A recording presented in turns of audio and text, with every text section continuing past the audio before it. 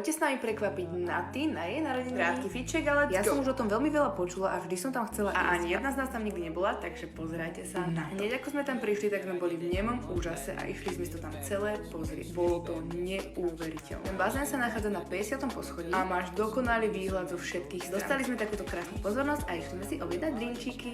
Cheers! Nebolo to vôbec dobre, ale dám vám jednu radu. Ak nechcete byť v tieni ako my, tak si určite buknite tieto miesta aspoň mesiac dopredu. Fakt neskutočné. A tu ako vám hreje slniečko, to bola proste jedna nádhera. Šli sme rýchlo vyskúšať bazén a potom sme už vedeli, čo bude nasledovať. Prekvapko pre Naty. Povednali sme takúto malú tortičku a happy birthday Naty. Bolo to tam fakt nádherné a to miesto proste musíte vyskúšať. A keby sa pýtate, torta bola výborná. Malo to neskutočný bar. A potom tam ešte prišla táto teta trubiť na saxofón.